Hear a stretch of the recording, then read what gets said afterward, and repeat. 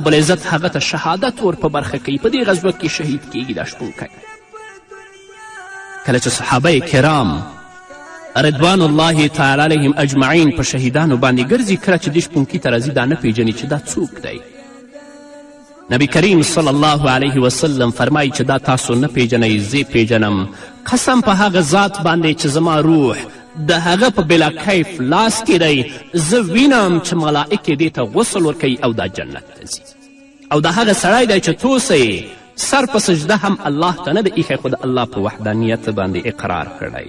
هم دا خبره هم نبی کریم صلی الله علیه وسلم حضرت سعد اسود سلمی ته کوي چې ستا تور رنګ او ستا بده څیره ستا د جنت ننوتو ته مانع نه ګرځي، ایمان راوړه ته به جنت ته ننوځي.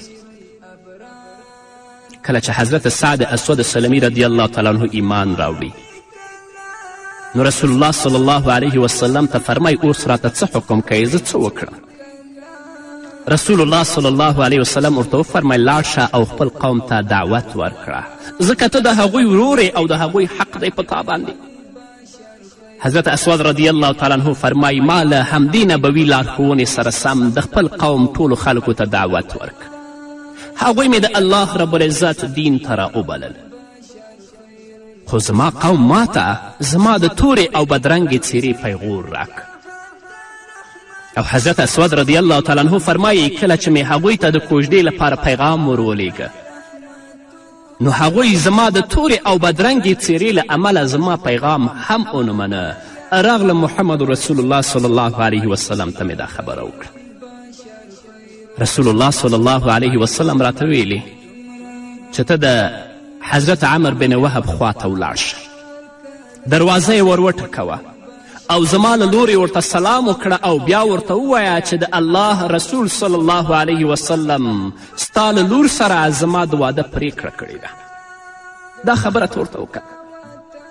د حضرت عمر بن وهب رضی الله تعالی عنه ډیره جمیله او حسینه لور وه، او حضرت عمر بن وهب رضی الله تعالی عنه دا مهال نوی مسلمان شوی هم و او له ثقیف قبیلې څخه و.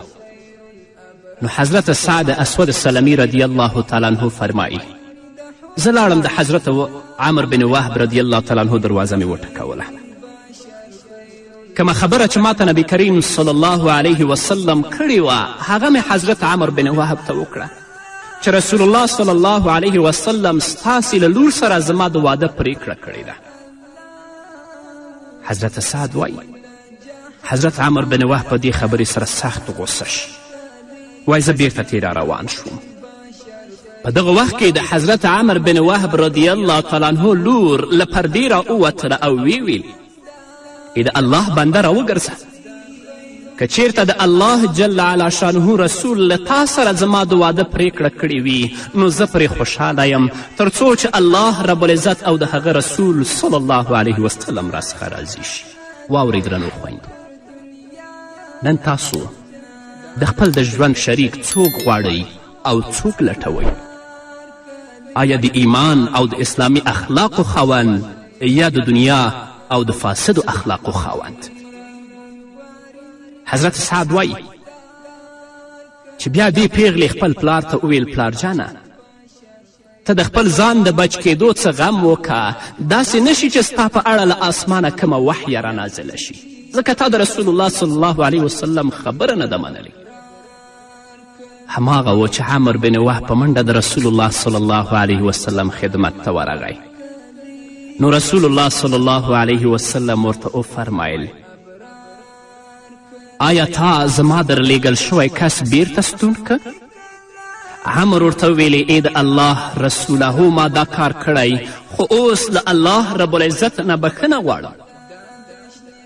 ما داسې ګمان کوه چې هغه دروغ وایي، خو اوس له خپل لور سره د هغه نکاح تړلو ته تیار یم. نو محمد رسول الله صلی الله علیه وسلم ورته وفرمیل چې لاړ شه خپله لور دې خپل زوم ته په لاس ورکړه.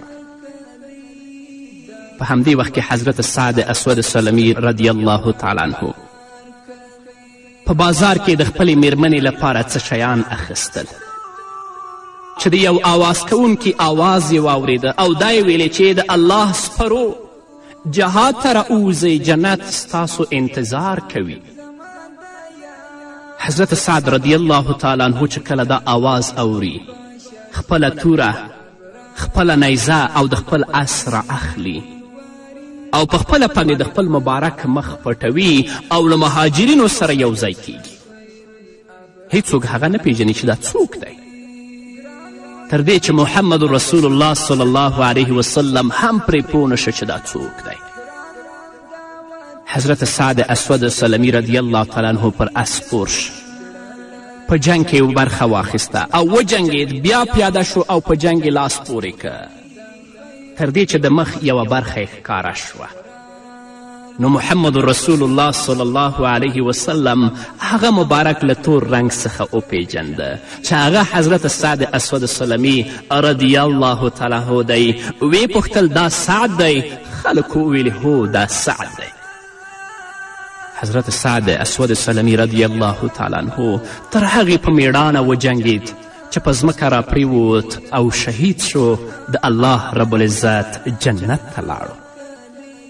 محمد رسول الله صلی الله علیه وسلم یې خواته ورغی او د هغه مبارک سر یې په خپله غیږ کې ونیوه او د هغه وسله او اس یې د هغې ښځې ته ولیږل. بیا یې وفرمایل چې تاسو د هغوی سخرګنۍ ته ووایئ چې الله رب العزت یې ستاسې له غوره نجلۍ سره واده کړی او دا یې میراث دی.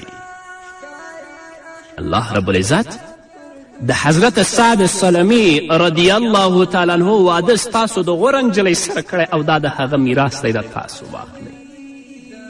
ګورئ توره څیره یې درلودله، تور رنګ یې درلوده، خو د الله رب العزت د دین پابند شه، د محمد رسول الله صلی الله علیه وسلم د سنتو پابند شه. محمد رسول الله صلی الله علیه وسلم هغه مبارک ته د هغه په ژوند کې د جنت زیری ورکوي او دا ورته وایي ای سعده ته ایمان راوړه، ستا تور رنګ او ستا بده څیره ستا د جنت د ننوتو معنی نه ګرځي.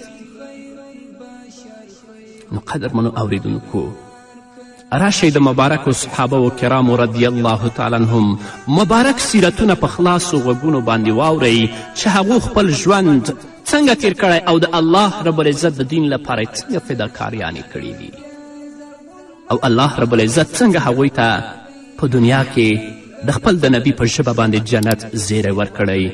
الله دې موږ ته هم نصیب کړي